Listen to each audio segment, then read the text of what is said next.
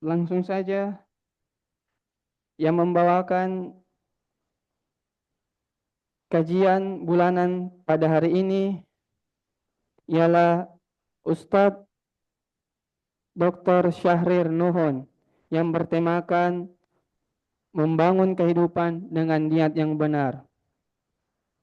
Kepada Ustadz kami persilahkan dengan hormat. Bismillahirrahmanirrahim. Assalamualaikum warahmatullahi wabarakatuh.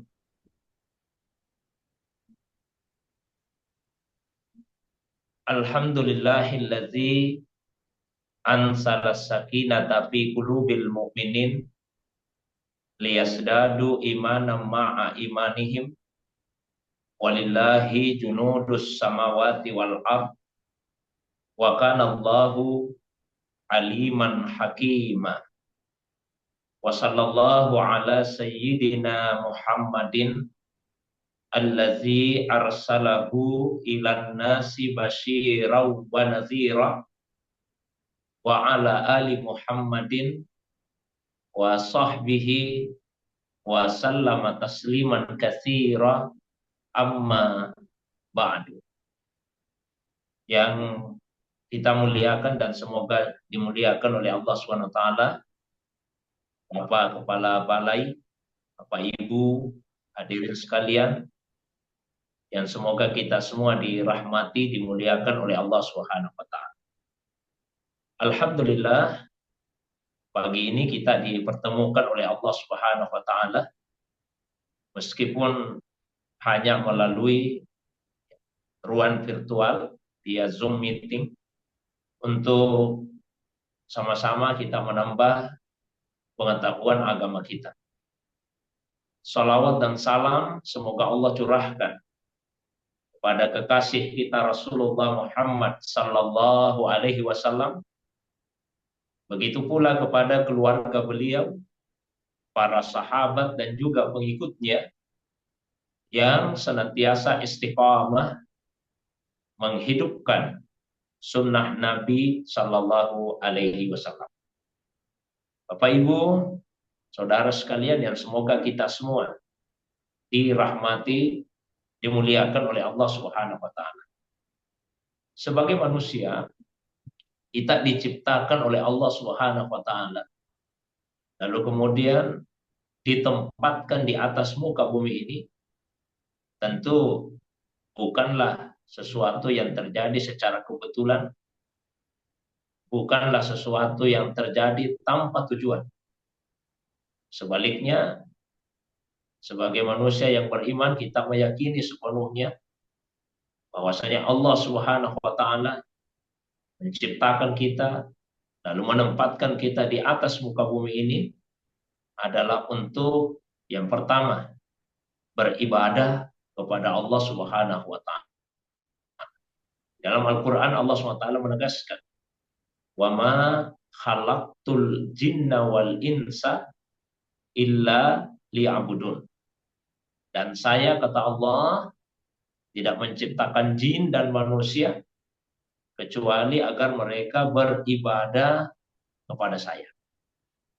Kemudian yang kedua, di dalam Al-Quran pada surah Al-Mulk, ayat pertama, ayat yang kedua, Allah SWT berfirman, Tabarakalladzi biyadihil mulk, wa huwa ala kulli syai'in qadir, alladzi khalaqal mauta wal hayata liyabluwakum ayyukum ahsanu amalah.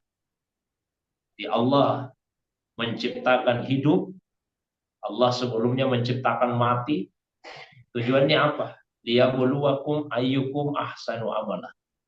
Untuk memuji siapa di antara kalian yang terbaik amalnya. Jadi dunia ini adalah tempat bagi kita untuk beribadah.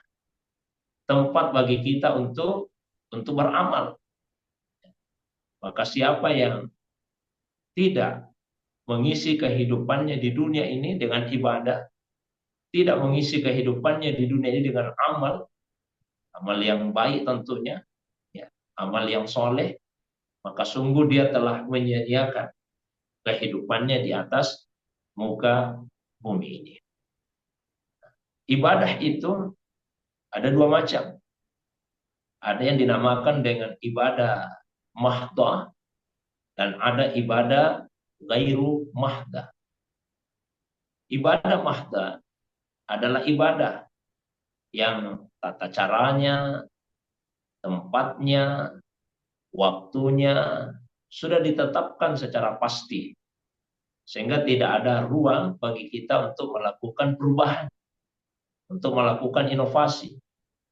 Kita tidak bisa mengubah tata caranya, mengubah tempat dan waktunya. Itu adalah ibadah mahdah. Semisal ibadah salat. Ya, salat tata caranya sudah pasti. Salat itu adalah aqwalun wa af'alun muftatahatun bit takbir wa muhtatamatun bit taslim ma'an niyah. Salat adalah aqwal, serangkaian perkataan, wa af'al, dan serangkaian perbuatan, muftatahatun bit takbir, yang diawali dengan takbir, wa muhtatamatun bit taslim, dan diakhiri dengan salam. Jadi di dalam salat ini ada serangkaian ucapan, ada serangkaian perbuatan yang awalnya jelas yaitu takbir dan akhirnya juga jelas yaitu salam. Tidak boleh kita mengubah tata caranya karena salat ini adalah ibadah mahdah. Begitu juga puasa. Puasa itu ibadah mahdah. Waktu yang diwajibkan bagi kita untuk berpuasa sudah pasti, yaitu di bulan Ramadan, 1 bulan penuh. Durasinya pun jelas, mulai dari fajar sampai maghrib. Kita tidak boleh memindahkan bulannya, kita tidak boleh menggeser waktunya. Begitu juga haji. Haji itu adalah ibadah mahdah. Tempat-tempatnya sudah ditentukan secara pasti.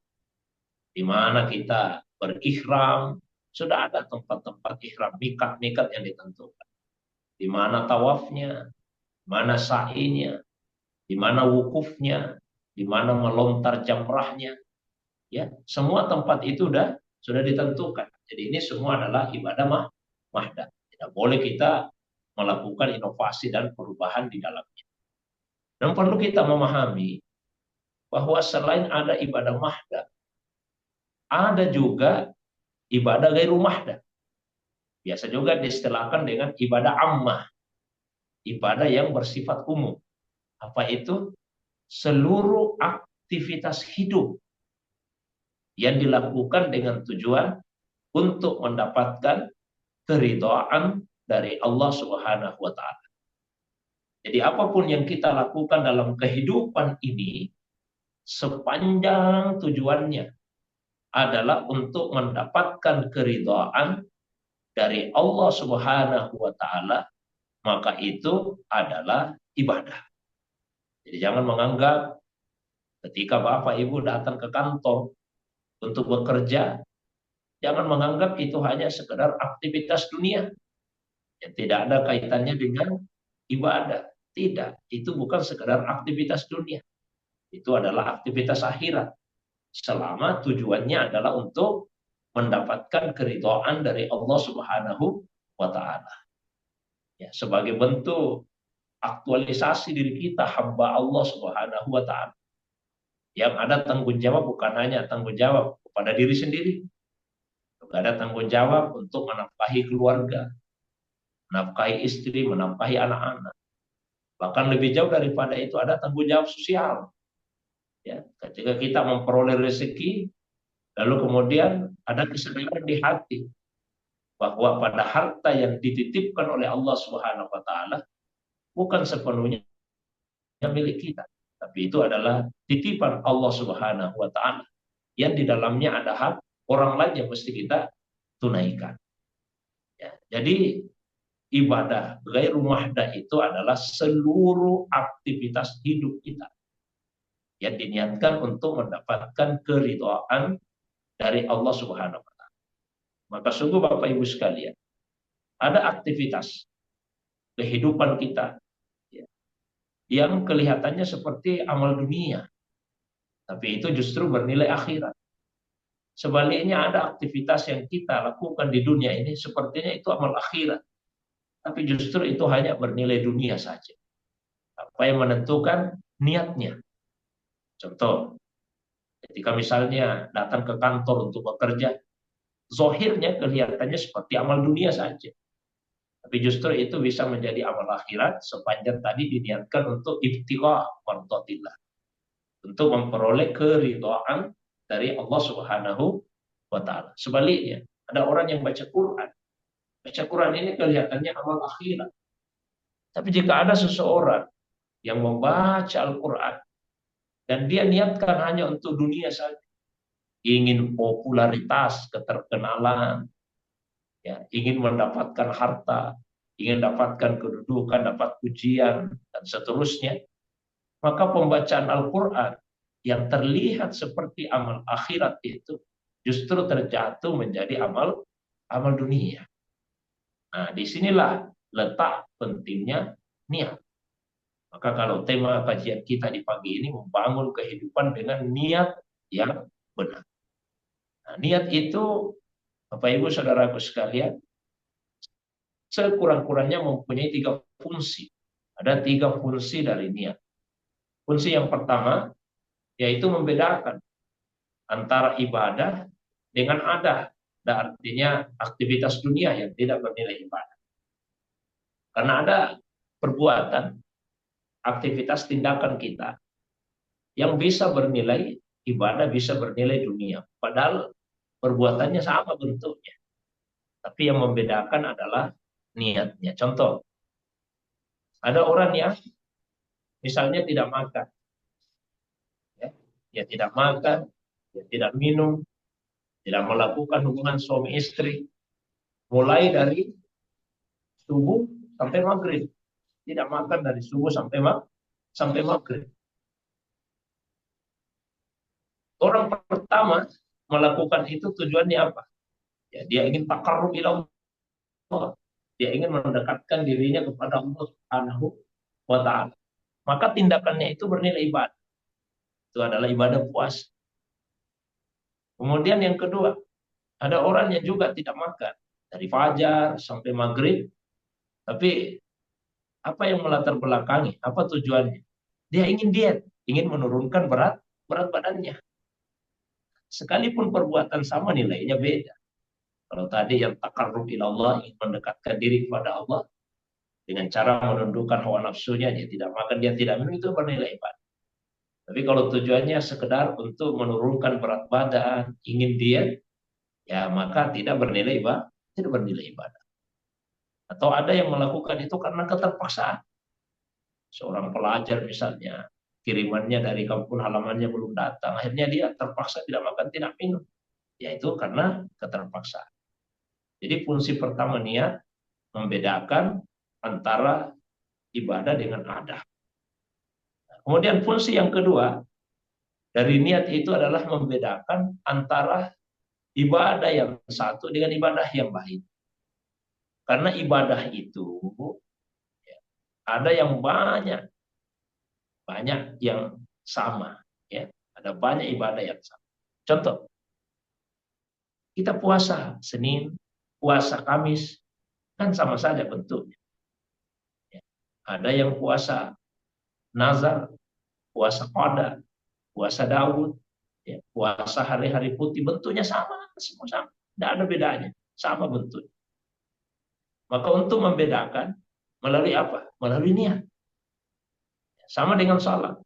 Salat sunnah 2 rakaat, tahiyatul masjid, 2 rakaat, wudhu, salat sunnah qabliyah, ba'diyah, salat hajat, istikharah. Bentuknya sama persis. Yang membedakan adalah niatnya. Jadi niat berfungsi yang kedua untuk membedakan antara satu ibadah dengan ibadah yang lain. Kemudian fungsi niat yang ketiga, yaitu mengubah perbuatan yang tadinya tidak bernilai ibadah, kemudian bernilai ibadah. Jadi ada sekian banyak aktivitas yang awalnya perbuatan dunia, tapi dengan niat yang benar, niat yang baik, maka dia akan terangkat menjadi amal akhirat. Contoh, makan dan minum. Itu kan awalnya amal dunia. Mau makan tidak ada pahala, tidak ada dosa. Tidak mau makan tidak ada pahala, tidak ada dosa. Tapi ketika ada seseorang yang makan dengan niat untuk menguatkan tubuhnya, supaya setelah tubuhnya kuat, dia bisa lebih kuat lagi untuk salat, untuk menuntut ilmu dan sebagainya, maka makan minumnya saja sudah bernilai ibadah. Karena itu jangan makan dan minum hanya sekedar untuk menghilangkan lapar. Kalau ada orang yang makan, ada orang yang minum sekedar untuk menghilangkan lapar, dia tidak dapat pahala apa-apa dari makan dan minumnya. Tidur misalnya. Awalnya tidur itu ya aktivitas dunia. Mau tidur, tidak mau tidur ya sama saja. Tidak ada pahala, tidak ada dosa. Tapi ketika ada seseorang yang tidur dengan niat mengistirahatkan tubuhnya, supaya setelah tubuhnya lebih fit, staminanya bagus, dia bisa lebih bagus lagi beribadah, maka tidurnya pun sudah bernilai ibadah. Ada yang tidur sejenak di siang hari, supaya malamnya bisa giat untuk salat tahajud, tidur siangnya pun sudah ibadah. Itu disebut dengan kailulah. Nabi berpesan, ista'inu bis sahuri alal qiyam, wasta'inu bil qailulati alal qiyam. Cari kekuatan dengan sahur untuk kuat puasa. Dan cari kekuatan untuk salat malam dengan cara lakukan kailulah. Dan kailulah yaitu tidur sejenak di siang hari. Inilah fungsi-fungsinya. Maka ada satu hadis yang sangat penting dalam agama kita. Bahkan oleh sebagian ulama hadis ini dipandang sebagai nisful Islam, ya, seperduanya agama. Dipandang sebagai seperduanya agama. Kenapa demikian? Karena agama itu ada mikias, ada alat ukurnya. Ada alat ukur zahir yang terlihat dan ada alat ukur batin. Alat ukur batin itu adalah niat.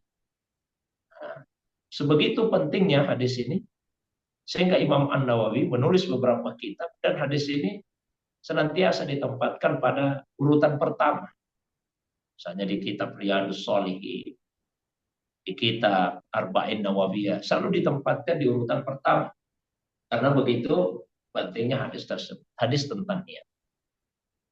Hadis ini dinukil oleh Imam An-Nawawi dari kitab Jami' Sahih Bukhari, juga dari kitab Sahih Muslim, dari sahabat Nabi Shallallahu Alaihi Wasallam, yaitu Umar bin Khattab, semoga Allah meridainya. Umar bin Khattab berkata bahwa Nabi SAW pernah bersabda, innamal a'malu bin niat. Sesungguhnya amalan itu tergantung kepada niat. Wa innama likulli imri'in ma nawah. Dan sesungguhnya setiap orang akan memperoleh sesuai dengan apa yang dia niatkan.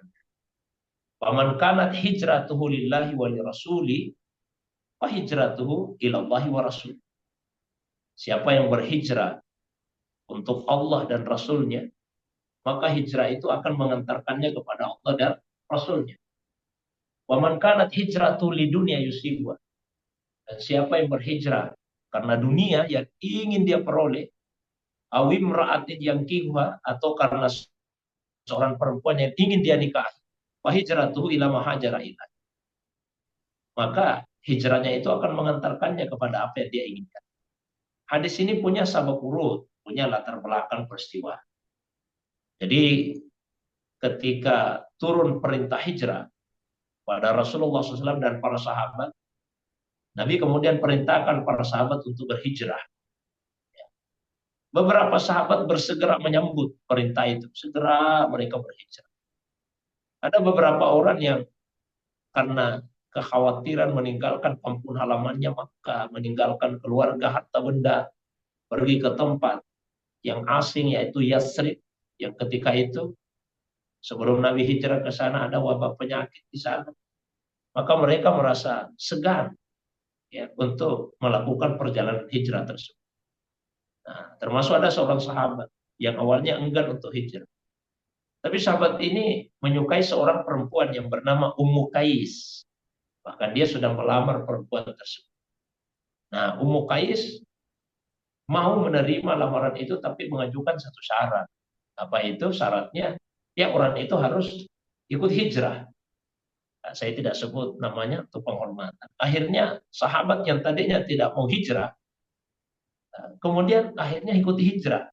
Tapi demi apa? Bukan demi Allah, bukan karena melaksanakan perintah Allah, bukan karena melaksanakan perintah Rasul. Tapi tujuannya itu ya karena ingin menikahi Ummu Qais. Dia kemudian dikenal dengan sebutan Muhajir Ummu Qais. Muhajiru Ummi Qais. Orang yang berhijrah demi Ummi Qais. Jadi hadis ini menunjukkan kepada kita betapa pentingnya untuk meluruskan niat kita. Bapak Ibu, saudaraku yang dirahmati, dimuliakan oleh Allah Subhanahu wa taala. Nah, kemudian kaitannya dengan keikhlasan. Karena niat itu ya di dalamnya ada keikhlasan. Allah SWT berfirman, "Wa ma umiru illa liya'budullaha mukhlishina lahuddin." Manusia itu tidak diperintah ya kecuali untuk beribadah kepada Allah secara tulus ikhlas. Maka di dalam ibadah ada 3 tingkat keikhlasan itu. Ada 3 tingkat keikhlasan. Keikhlasan yang paling tinggi yaitu mereka yang beribadah liibtiga'i mardatillah.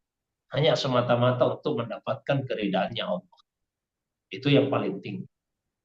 Keikhlasan yang nomor 2, selain ingin mendapatkan ridha Allah, dia beribadah karena takut masuk neraka dan karena ingin masuk surga. Ya, kita diajari misalnya satu doa, Allahumma inna nas'aluka ridhaka wal jannah wa na'udzubika min sahatika wan nar. Ya Allah, kami minta kepadamu ridhamu dan surga, dan kami berlindung kepadamu dari murka dan api neraka. Nah, ini level ikhlas kedua. Level ikhlas yang ketiga, yaitu mereka beribadah selain mengharapkan ridhanya Allah, ingin masuk surga, takut masuk neraka, juga karena mengharapkan imbalan dunia. Imbalan dunia seperti apa itu? Ya, misalnya ada orang rajin salat duha. Rajin salat duha. Kenapa rajin salat duha? Oh, katanya Pak Ustadz, kalau rajin salat duha, rezeki akan dilapangkan oleh Allah SWT. Jadi salat duhanya itu dengan tujuan kelapangan rezeki dunia. Boleh tidak seperti itu? Boleh, asal dia mengharapkan dari Allah. Tapi ini level keikhlasan yang paling rendah. Tingkatan orang-orang awam. Ada orang yang rajin baca surah Al-Waqi'ah. Apa rajin baca surah Al-Waqi'ah? Saya pernah dengar ceramah. Katanya man qara'a surat Al-Waqi'ah lam tusibhul faqa abadan. Siapa yang rajin baca surah Al-Waqi'ah tidak akan tersentuh kemiskinan selama-lamanya. Jadi masih ada keinginan dunia dalam ibadahnya. Itu boleh, tapi level keikhlasannya adalah level yang paling rendah. Yang tertinggi ketika liibtiga mardatillah. Memang semata-mata ibadah itu dilakukan untuk mendapatkan keridhaan dari Allah Subhanahu wa taala. Bapak Ibu saudaraku yang dirahmati, dimuliakan oleh Allah SWT. Kemudian kita hidup di dunia ini untuk Allah mau menguji kita siapa yang terbaik amal. Amal yang terbaik itu syaratnya 3. 1, dilakukan dengan ikhlas. Yang kedua, dilakukan sesuai dengan tuntunan Nabi Shallallahu Alaihi Wasallam. Dan yang ketiga, dilakukan secara konsisten. Jadi apapun yang kita lakukan di dunia ini, masuk dalam aktivitas pekerjaan, maka lakukan dengan penuh keikhlasan, lakukan sesuai tuntunannya Nabi. Ya kalau kita bekerja, pekerjaan yang halal, ya kemudian tidak merugikan orang lain, ya sesuai dengan tuntunan agama, dan yang terakhir dilakukan secara konsisten. Jangan lupa untuk senantiasa mengingat ikrar kita di dalam salat. Setelah takbiratul ihram Allahu Akbar, kemudian kita berikrar dengan mengucapkan inna salati wa nusuki wa mahyaya wa mamati lillahi rabbil alamin. La syarikalah wa bizalika umirtu wa ana minal muslim. Sesungguhnya salatku secara khusus, nusukku semua ibadahku secara umum, wa mahyaya hidupku di dunia ini, wa mamati bahkan sampai matiku, lillahi rabbil alam, hanya untuk Allah pencipta, penguasa, pemelihara alam semesta. La syarikalah, tidak ada sekutu baginya. Wa bidzalika umirtu, dengan itulah saya diperintah, wa ana minal muslimin, dan saya termasuk orang yang berserah diri. Pada akhirnya Bapak Ibu Saudara sekalian, mudah-mudahan kita bisa menjalani kehidupan di dunia ini dengan cara yang baik dan cara yang benar. Kita isi dengan ibadah, baik itu ibadah mahda, ibadah ghairu mahda. Kita isi dengan amal-amal yang terbaik, amal yang dilakukan dengan ikhlas, amal yang dilakukan sesuai tuntunan agama, dan kita bisa secara konsisten untuk menjaga amalan-amalan tersebut, sehingga kehidupan kita di dunia menjadi kehidupan yang baik. Di akhirat Allah SWT akan memberikan keutamaan pada kita. Sebagaimana yang Allah janjikan dalam Al-Quran, man amila salihan min zakarin au unsa wa huwa mu'min walanuhyiyannahu hayatan thayyibah walanajziyannahum ajrahum bi ahsani ma kanu ya'malun. Barang siapa yang melakukan amal saleh, baik laki-laki ataupun perempuan, wa huwa mu'min, asal dia beriman, walanuhyiyannahu hayatan thayyibah, kami jadikan hidupnya di dunia jadi hidup yang berkualitas. Walanajziyannahum ajrahum, kami akan memberikan kepadanya balasan bi ahsani ma kanu ya'malun, dengan balasan yang lebih baik daripada apa yang telah mereka lakukan di dunia. Demikian pengantar kajian kita di pagi ini.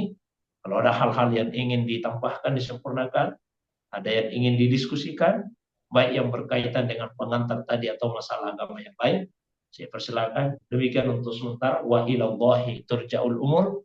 Wassalamualaikum warahmatullahi wabarakatuh. Waalaikumsalam warahmatullahi wabarakatuh.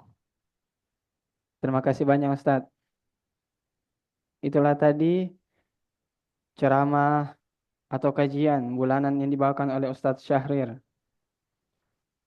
Bagi Bapak Ibu yang ingin bertanya mengenai kajian ini atau di luar kajian tersebut, bisa bertanya kepada Ustadz.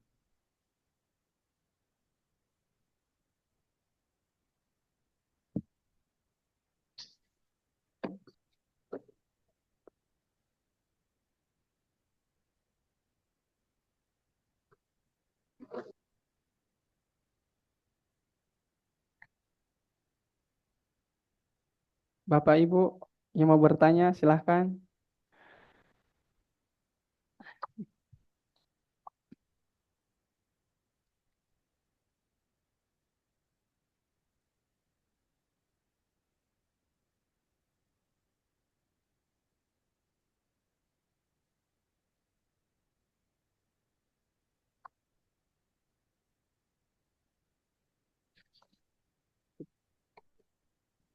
Ya, silahkan Pak Bimo.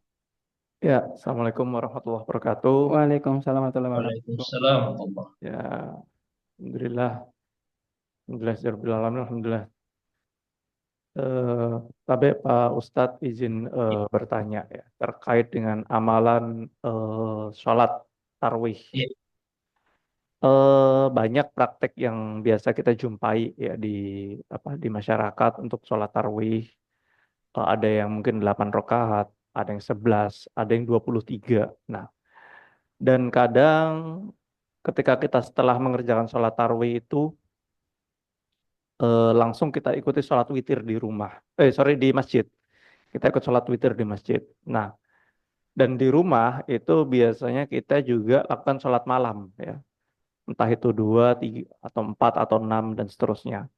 Nah, apakah pada saat setelah sholat malam di rumah itu kita juga tutup dengan sholat witir, atau sholat witirnya cukup satu kali saat di masjid saja Ustadz? Mungkin demikian Ustadz dari kami. Kurang lebihnya mohon maaf sebesar-besarnya. Billahi taufiq wal hidayah. Assalamualaikum warahmatullahi wabarakatuh. Waalaikumsalam. Waalaikumsalam warahmatullahi wabarakatuh. Silakan Ustadz. Baik, saya jawab secara komprehensif ya tentang salat tarawih. Yang pertama tentang penamaan sholat tarawih. Jadi salat itu dari segi nama, ada yang namanya memang disebutkan di dalam Al-Quran dan hadis. Jadi Allah sendiri yang memberi nama atau Nabi sendiri yang memberi nama. Tapi ada juga sekian banyak salat sunnah yang namanya tidak berasal dari Nabi SAW. Tapi ulama kita yang memberi nama. Penamaan itu dengan beberapa alasan. Ya.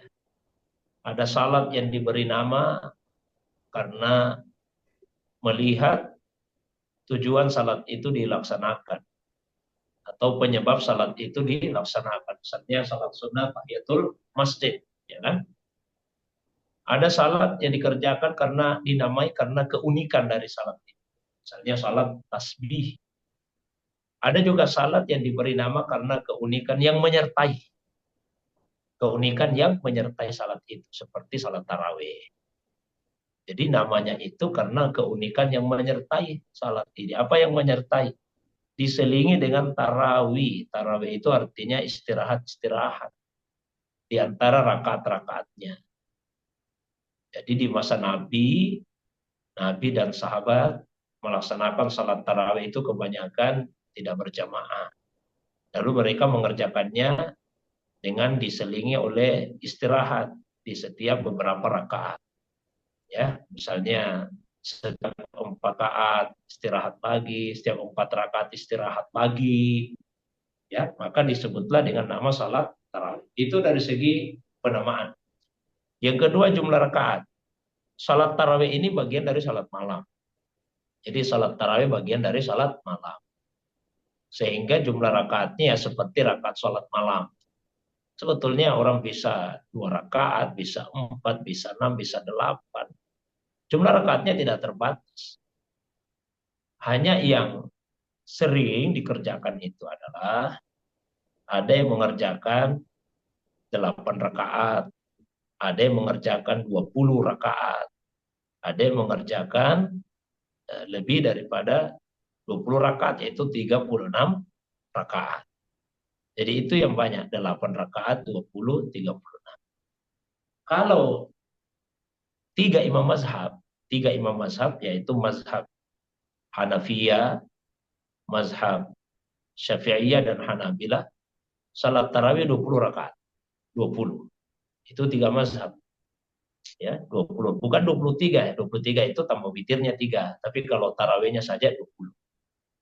Nah, kalau mazhab Malikiyah, tarawihnya itu 36 rakaat. 36. Jadi dari 4 mazhab, 3 mazhab 20, 1 mazhab 36. Yang 3 mazhab Syafi'i, Hanafi, dan Hambali. Yang 36 rakaat 1 mazhab itu Maliki.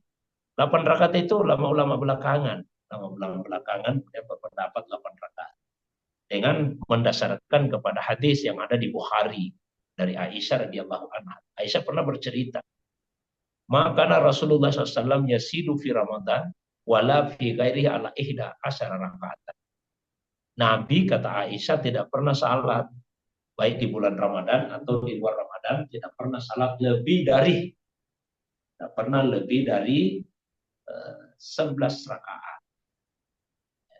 Jadi itu kata Aisyah. Maka dipahami ulama berarti kalau salat tarawih dengan witirnya, tarawihnya 8, witirnya 3, karena Nabi tidak pernah lebih dari 11 rakaat.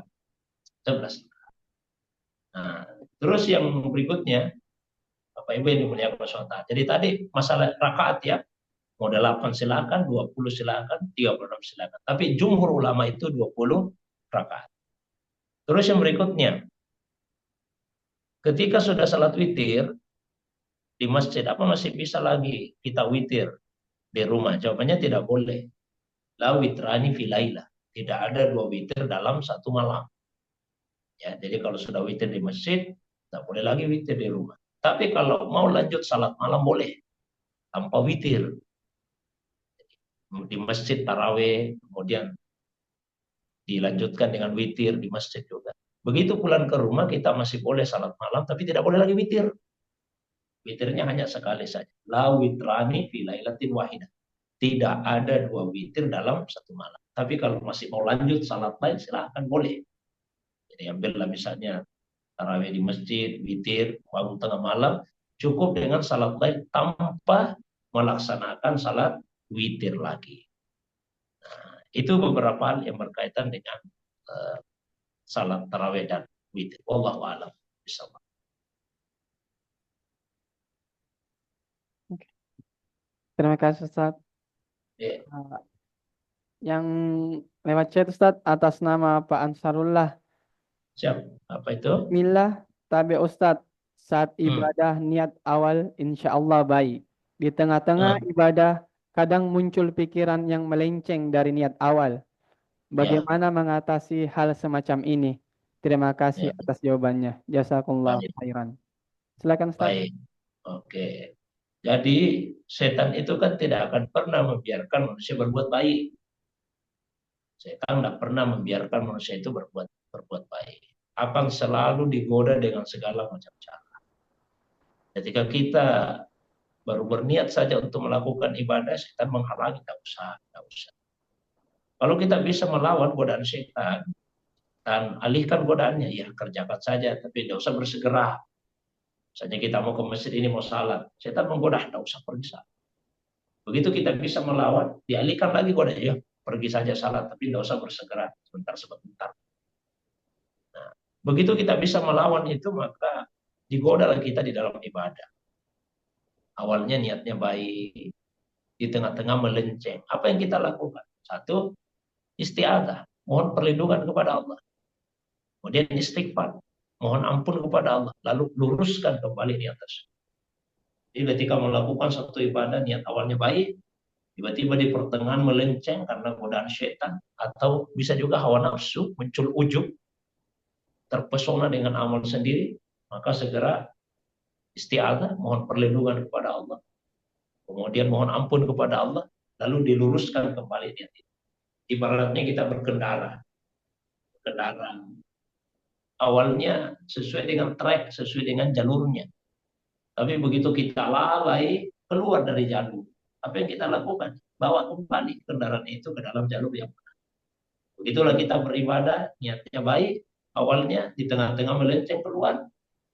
Mohon ampun sama Allah, isti'adzah, mohon perlindungan, dikembalikan ibadah itu kepada niat yang benar. Insya Allah kalau seperti itu, Allah SWT akan mengampuni ya kesalahan kita yang telah melenceng dalam niat di pertengahan ini.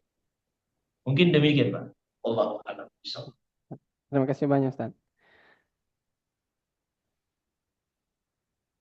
Maaf Ustaz, mau bertanya Ya, juga. siap. Mewakili saja Ustaz. Ya, Apakah bisa pakai HP jika sedang haid Ustaz? Dan amalan apa HP. saja yang bisa dilakukan kalau kalau sudah haid? Dan Baik. salat witir yang paling sedikit jumlah setelah salat tahajud biasanya berapa Ustaz? Itu saja Ustaz. Ya. Oke. Yang pertama ya, bagi perempuan yang haid, ada amalan yang dilarang, ada amalan yang dibolehkan. Ya.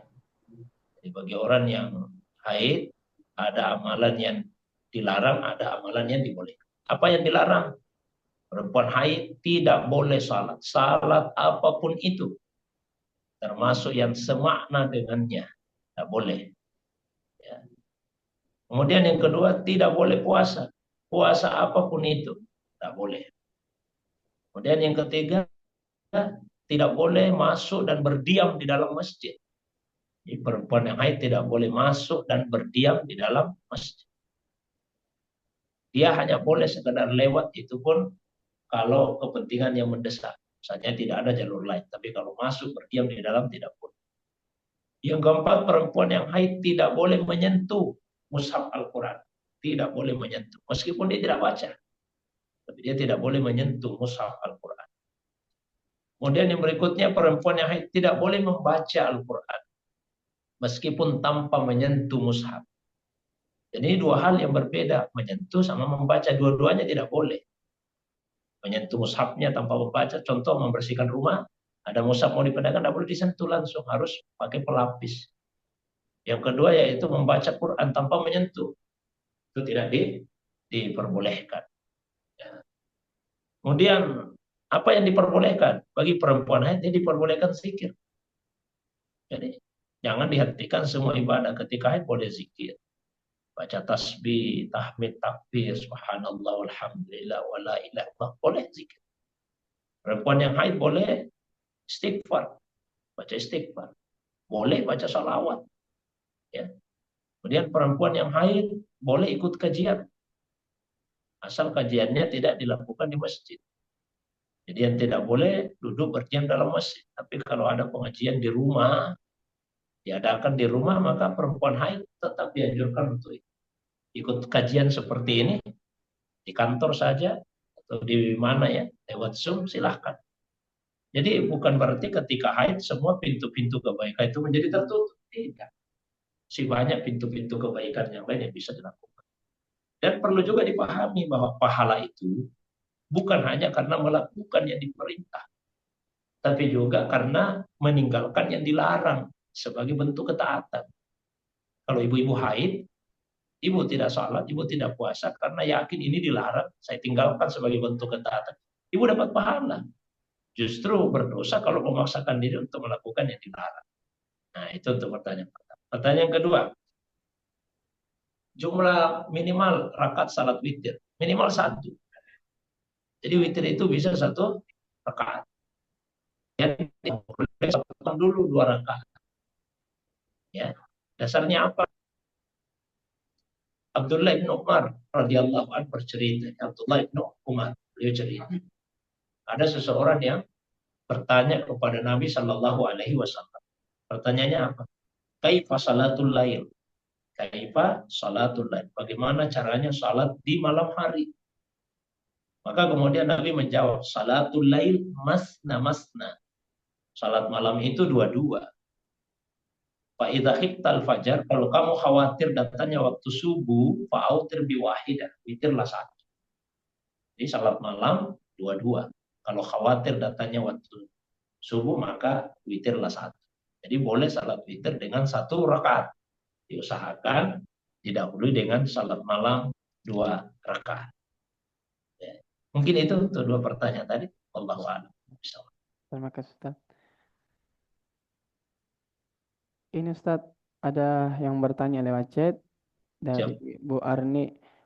Izin Pak Ustadz, ada pendapat Pak Ustadz bahwa di saat di masjid sudah iqomah tidak boleh lagi kita melaksanakan sholat sunnah qalbiyah subuh. Apakah itu juga termasuk yang melaksanakan sholat di rumah? Silakan Ustaz. Tidak termasuk. Yang tidak boleh melaksanakan salat sunnah qabliyah itu bagi mereka yang salat di tempat iqamah itu diserukan. Jadi di tempat di mana iqamah itu diserukan. Misalnya Bapak Ibu salat di masjid A. Ya, kita sebutlah misalnya Masjid Nurul Iman. Salat di Masjid Nurul Iman. Terus di masjid itu diserukan iqamah. Lalu Bapak masih mau qabliyah itu tidak boleh. Pada dasarnya apa? Idza uqimatis shalah fala sholata illal maktubah. Kalau salat itu sudah hendak dikerjakan, tidak ada lagi salat kecuali salat wajib. Kecuali apabila sementara salat tiba-tiba iqamah. Kalau salat sunnahnya sudah mau selesai, diselesaikan saja. Tapi kalau baru mulai, tiba-tiba iqamah dihentikan salatnya itu. Tapi kalau misalnya ada seseorang salat sunnah qabliyah di masjid A, misalnya Masjid Nurul Iman. Lalu iqamah diserukan di masjid yang lain, Nurul Ikhlas, tapi terdengar ke situ tidak ada masalah. Apalagi kalau salatnya di rumah, ibu mau salat subuh di rumah, ya di masjid sudah ada iqamah, tidak ada larangan bagi ibu untuk melaksanakan qabliyah. Jadi saya tegaskan, larangan itu berlaku jika salat tersebut dilaksanakan di tempat iqamah itu diserukan. Nah, mungkin itu. Allahu a'lam.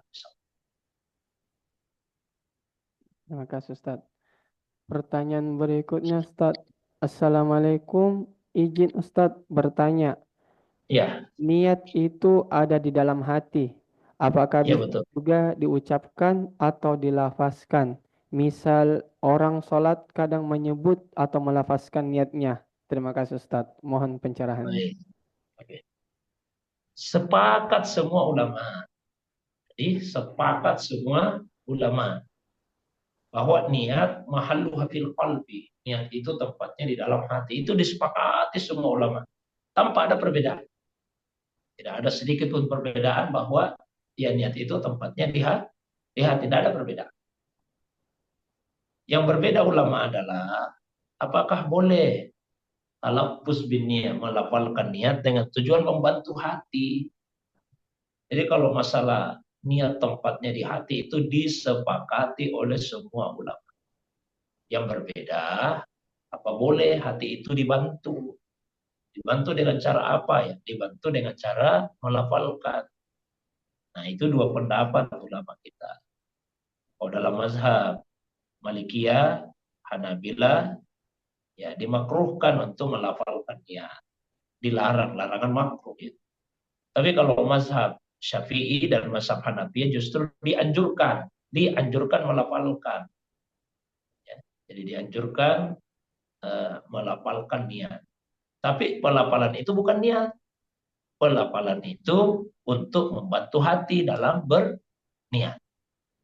Ya, jadi ini yang sering disalahpahami orang, sering dianggap oh niat diucapkan, padahal niat itu kan tepatnya bukan niat itu, tapi melafalkan niat untuk membantu hati. Niat yang sesungguhnya ada di dalam hati. Kalau ada yang merasa hatinya tidak perlu dibantu, ya tidak apa-apa, dia tidak melafalkan. Tapi ketika kita masih meyakini ya bahwa hati perlu dibantu, maka dilafalkan. Mungkin itu, wallahu a'lam bishawab. Ustadz, terima kasih banyak. Eh, Atas nama Pak Saharudin, Ustadz ini Ya. bertanya. Bismillah, Assalamualaikum warahmatullahi wabarakatuh. Salam warahmatullahi wabarakatuh. Tabi Ustadz, bisakah niatnya jika kita bertujuan lebih dari satu dalam satu bentuk ibadah? Contoh, saya mau puasa di hari Senin, sekalian ganti qada puasa, sekalian nazar. Terima kasih Ustadz. Oke, baik. Saya kasih dulu rumus ya. Saya kasih rumus. Dari rumus ini kemudian bisa dipraktekkan dalam banyak persoalan. Ya. Yang pertama ini harus dipahami dulu kaidahnya, rumusnya. Kaidahnya ya, apa itu? Satu, ibadah itu ada yang maksudatun lidzatiha. Ya. Ada ibadah yang memang dituju pokoknya. Ada ibadah yang dituju pokoknya. Kalau ini mesti diniatkan khusus. Jadi ibadah itu ibadah yang dituju pokoknya. Jadi dia mesti diniatkan khusus. Misalnya kita salat wajib, itu memang mesti diniatkan khusus. Mau salat apa? Salat zuhur, salat asar, salat maghrib. Jadi dia maksud dari zati. Puasa Ramadan mesti diniatkan khusus. Besok saya mau puasa Ramadan. Puasa qada, besok saya mau puasa qada. Puasa nazar, besok saya mau puasa nazar. Ini namanya ibadah maksud dari zati. Ibadah yang dituju pada pokok. Kemudian yang kedua ada ibadah gairu maksud dari zati. Ibadah yang tidak dituju pokoknya.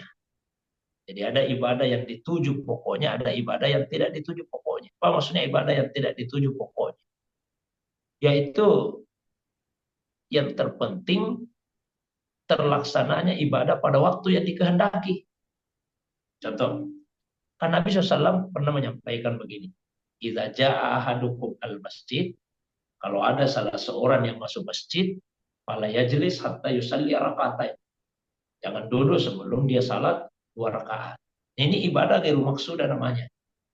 Jadi tidak mesti diniatkan khusus 2 rakaat tahiyatul masjid. Yang penting adalah kita salat. Kita salat dulu sebelum duduk. Salat apapun itu. Yang penting adalah kita salat. Sama dengan puasa Kamis ini. Tidak mesti diniatkan khusus saya mau puasa Kamis. Karena yang terpenting adalah di hari Kamis itu berpuasa. Puasa apapun. Saya ulangi dulu kaidahnya karena ini pentingnya. Jadi ibadah dua macam. Ada ibadah yang maksudah lizatiyah, ibadah yang dituju pokoknya. Ada ibadah yang gairu maksudah lizatiyah, ibadah yang tidak dituju pokoknya. Dengan contoh-contoh yang saya sebutkan tadi. Nah, sekarang masuk ke rumus keduanya. Kalau dua ibadah itu apalagi lebih dari dua. Ya, sama-sama ibadah yang maksudah, yang dituju pokoknya tidak bisa digabung. Jadi kalau dua ibadah itu ibadah yang sama-sama dituju pokoknya tidak bisa digabung. Misalnya nakada dengan nazar itu sama-sama ibadah yang dituju pokoknya, tak boleh digabung. Punya utang puasa 3 hari, pernah juga bernazar kalau saya dapat kenaikan gaji saya puasa 3 hari, nazar, tak boleh digabung, mesti dilakukan secara tersendiri. Tersendiri puasa padanya, tersendiri puasa nazarnya. Karena ini dua ibadah yang maksudah lidzatih. Lain halnya kalau salah satunya gairu maksudah. Kalau salah satunya gairu maksudah boleh. Misalnya mengkada utang puasa di hari Kamis. Nah itu boleh. Jadi utang puasanya lunas, dapat juga keutamaan puasa hari Kamis. Masuk masjid di waktu subuh, lihat jam, tinggal 3 menit, iqamah. Ya, maka laksanakanlah 2 rakaat sebelum subuh. Itu juga sekaligus menjadi tahiyatul masjid. Jadi kalau satu yang maksudah yang dituju pokoknya, satu yang gairu maksudah yang tidak dituju pokoknya bisa digabung. Tapi yang diniatkan yang maksudanya yang dituju pokoknya. Contoh antara qada puasa dengan puasa Kamis. Kan yang puasa yang dituju pokoknya itu qada, yang gairu maksudah Kamis. Jangan niatnya puasa Kamis. Kalau niatnya puasa Kamis, utangnya tidak lunas. Tapi kalau niatnya qada, maka utangnya lunas. Puasa Kamisnya ikut. Jangan misalnya niat tahiyatul masjid. Kalau niatnya tahiyatul masjid, qabliyahnya tidak ikut. Tapi kalau niatnya qabliyah subuh, tahiyatul masjidnya otomatis ikut. Jadi itu dua kaidah yang perlu dipahami. Satu, membedakan ibadah maksudah dan gairu maksudah. Yang kedua, kalau salah satunya maksudah, yang lainnya gairu maksudah, bisa digabung. Apalagi kalau dua-duanya gairu maksudah. Yang tidak boleh digabungkan adalah dua ibadah yang maksudah. Seperti qada dengan nazar. Tidak boleh digabung sama sekali. Barangkali itu. Allahu a'lam. Terima kasih Pak Ustadz. Selanjutnya yang mau bertanya Pak Indra, silahkan. Ya, terima kasih Pak Moderator. Assalamualaikum Pak Ustadz. Waalaikumsalam warahmatullahi wabarakatuh. Lama tidak Sehat ketemu ya? Pak Ustadz. Masya Allah, sehat-sehat nih Pak Ustadz. Ya, sehat. Yang tabe langsung saja Ustadz, ini terkait dengan kala puasa Ustadz. Ini Ah, anak saya perempuan, ada kalanya. ah, Bapaknya ya, juga ada kalanya. ya, Itu kala Ustadz, bagaimana hukumnya kalau misalkan eh, dilupa dibayar nah bulan puasa ini? Dilupa dibayar ya. misalkan Ustadz, atau dilupa atau sebab lain. Itu bagaimana Pak Ustadz? Apa kalau selepas Ramadan nanti ini harus double puasanya atau bagaimana Ustadz? Ya, tabe. Baik. Oke, baik. Saya sebetulnya kepingin sekali tadi langsung ke tempat. Cuma saya lagi di Pekalongan ini. Baik, lagi di Pekalongan.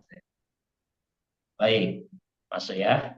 Istilah kalla, kalla itu bahasa kita ya, bahasa daerah. Kalau dalam istilah Arab, qada ya. Qada, puasa Ramadan. Qada. Kita sebutnya kalla. Saya berikan satu ilustrasi dulu, satu ilustrasi. Misalnya saya utang ke Pak Indra 1 juta, saya utang ini 1 juta. Perjanjian 1 bulan saya bayar. Ternyata setelah 1 bulan saya tidak bisa bayar, saya tidak bisa bayar. Lalu saya minta tempo 1 bulan lagi. Nah, terus Pak Indra, oke, apa-apa. Tapi kemudian ada syaratnya, apa syaratnya? Ya syaratnya utang saya jadi 2 juta. Itu kira-kira boleh atau tidak?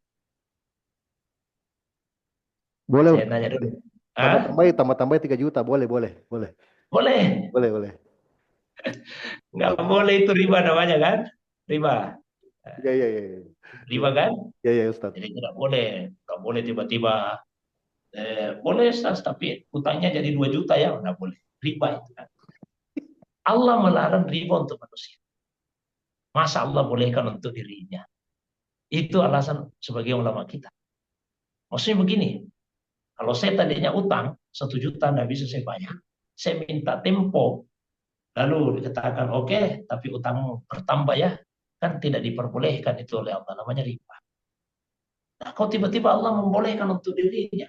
Ada orang utang puasa 3 hari. Dia tidak qada itu sampai masuk Ramadan berikutnya lewat. Masa Allah mengatakan kau tetap qada ya, tapi jadi 6 hari puasamu. Wah, itu artinya Allah mengambil riba dari hambanya. Jadi ulama kita mengatakan tidak, bukan didobel puasanya. Jadi tetap saja dikerjakan sesuai dengan jumlah. 3 hari utang puasa Ramadan 2 tahun lalu. Tidak selesai masuk Ramadan tahun ini. Jadi berapa? Apa jadi 6? Tidak, tetap 3 hari utang puasanya yang dibayar. Bukan jadi double. Sekalipun ada sebagian ulama yang mengatakan, tapi bukan didobel juga. Wajib dia qada ditambah fidyah. Ditambah fidyah. Fidyah itu memberi makan. Kalaupun kita mau lebih silakan. Tapi sebetulnya kalau kita tidak menambah pun boleh. Ya, jadi qadanya sesuai dengan berapa hari puasa yang belum dibayar. Tapi kalau misalnya bentuk kehati-hatian, selain qada bayar fidyah, memberi makan sesuai dengan jumlah hari yang belum diselesaikan qadanya. Punya 3 hari utang puasa, kita bayar 3 hari tetap, lalu kasih makan 3 orang miskin sesuai dengan makanan yang kita makan sehari-hari. Cukup 1 kali makan saja dalam 1 hari terhadap 3 orang miskin. Itu kalau mau ambil jalan tengahnya. Barangkali demikian, Pak Indra. Bahwa Ya, terima kasih Ustadz. Terima kasih banyak, Ustaz. Siap. Ini Ustaz, ada lagi yang bertanya. Izin Pak Ustadz, mau tanya tentang diterimanya atau tidaknya sholat itu, katanya harus dilaporkan juga. Bentuk kajian seperti apa Pak Ustadz? Ibarat sama hal absensi, sama hal seperti itu. Juga diketahui dengan tidak kita hadir apa tidak. Oke Pak Ustadz. Baik. Kalau Allah itu tidak sama dengan manusia. Kalau atasan, kita tidak masuk tadi ke kajian ini, tidak absensi, tidak dilihat hadirnya kan. Allah itu tanpa kita mengabsensi pun Allah tahu siapa yang salat, siapa yang tidak salat. Jadi yang Allah minta kepada hambanya itu 2 saja. Satu, lakukan ibadah itu ikhlas. Dan yang kedua, lakukan ibadah itu sesuai tuntunan saya. Jadi begitu kita salat, ikhlas, dilakukan sesuai tuntunan agama, diterima itu oleh Allah Subhanahu wa Ta'ala. Kalau salah satu dari 2 syarat ini tidak terpenuhi, ya tertolak. Ada orang beribadah tidak ikhlas, tertolak. Ada lagi orang beribadah dia ikhlas, tapi tidak dilakukan sesuai tuntunannya, ya tertolak juga. Nabi sampaikan, man ahdasa fi amrina ma laysa minhu fa huwa radd. Siapa yang mengada-adakan sesuatu yang bukan merupakan bagian dari ajaran agama ini, maka itu akan tertolak. Jadi kita lakukan saja ibadah secara ukuran batinnya ikhlas. Itu dapat ridha Allah. Ukuran zahirnya apa? Lakukan sesuai dengan tuntunan agama. Insya Allah diterima amalan itu oleh Allah SWT. Dan tidak perlu terlalu khawatir. Ini diterima, tidak salatku diterima, tidak zikirku diterima, tidak puasa. Kita mau beribadah, itu sudah nikmat luar biasa. Kita mau salat itu nikmat luar biasa. Kita mau zikir nikmat luar biasa. Kita mau puasa nikmat luar biasa. Kita mau ikut kajian, ini sudah nikmat luar biasa. Tidak semua orang diberi hidayah oleh Allah SWT untuk melakukan ibadah itu. Begitu kita diberi hidayah untuk melakukan ibadah, maka nikmatilah ibadah yang Allah SWT anugerahkan pada kita tanpa terlalu khawatir jangan sampai ibadah saya ditolak oleh Allah Subhanahu wa Ta'ala.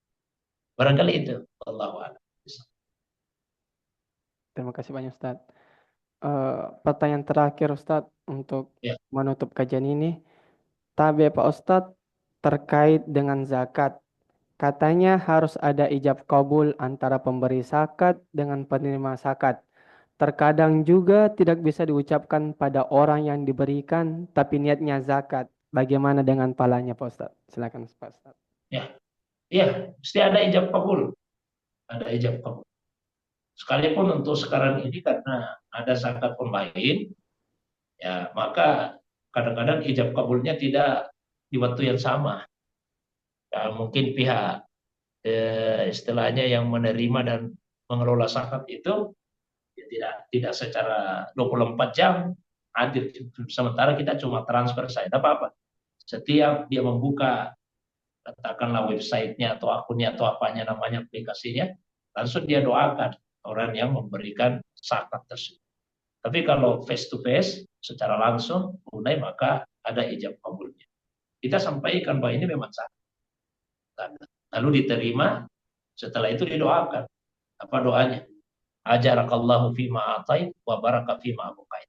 Semoga Allah memberikan pahala atas harta yang engkau keluarkan, dan semoga Allah memberikan berkah atas hartamu yang masih tersimpan. Ya, itu doanya. Nah, mungkin kita yang dimaksud tadi ada yang tidak diucapkan. Contoh ini, kita kasih ke orang, misalnya ya, ada orang yang berhutang, dia tidak bisa bayar. Itu kita bisa alihkan jadi zakat. Kita bisa alihkan jadi zakat. Tapi tetap harus disampaikan. Itu utangmu, tidak usah dibayar ya. Itu saya sudah niatkan sebagai zakat. Harus sampaikan. Ya kita mengatakan sudah aku ikhlaskan ini, tapi tidak kasih tahu. Harus disebut bahwa itu zakat. Disampaikan kepada yang bersangkutan bahwa utangmu tidak usah dibayar, itu saya sudah alihkan menjadi zakat. Dan itu menjadi pengurang atas nominal kewajiban zakat kita. Tapi sekali lagi harus disampaikan kepada yang bersangkutan. Dia cuma dikasih-kasih saja, orangnya tidak tahu ini apa. Karena beda, apakah itu zakat, apakah itu infak. Peruntukannya beda. Kalau zakat tidak boleh keluar dari 8 golongan, infak lebih luas. Kita kasih uang ke orang, jangan sampai dipakai untuk pembangunan masjid. Padahal itu zakat, tidak boleh zakat pembangunan masjid. Kalau infak ya silakan. Zakat itu hanya 8 saja. Orang fakir, orang miskin, hamil, apa lagi? Kemudian orang yang dililit utang piutang, orang yang mu'allaf, ya kan? Orang yang berjihad di jalan Allah, dan orang yang di jalanan, di perjalanan, habis pekannya tidak bisa pulang kembali ke kampung halamannya. Tidak boleh keluar dari 8 asnaf yang disebut di surah At-Taubah ayat yang ke-60. Wallahu a'lam bishawab. Mungkin demikian.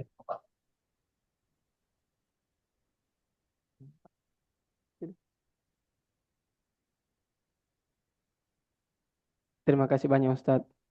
Bagi Bapak Ibu yang pertanyaan belum dijawab, bisa disimpan lain kali untuk ditanyakan kepada Ustadz. Sebagai kesimpulan, untuk kajian bulanan yang bertemakan membangun kehidupan dengan niat yang benar adalah kunci untuk meraih keberkahan, kesuksesan, dan makna dalam setiap langkah yang kita tempuh. Dalam hadisnya, innamal a'malu binniyah. Sesungguhnya amal itu tergantung dengan niatnya. Untuk menutup kajian bulanan ini,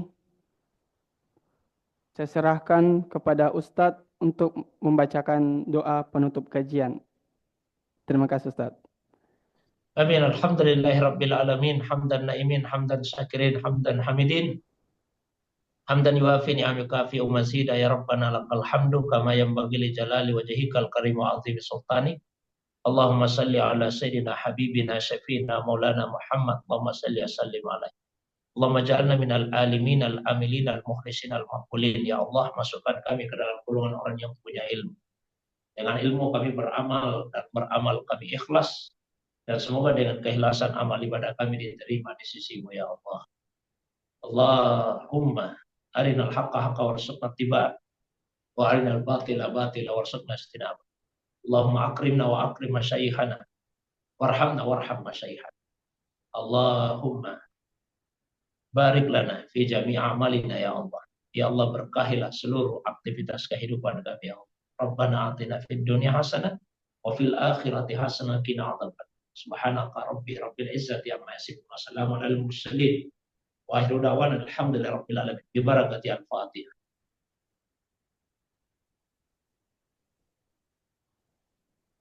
Assalamualaikum warahmatullahi wabarakatuh. Waalaikumsalam warahmatullahi wabarakatuh.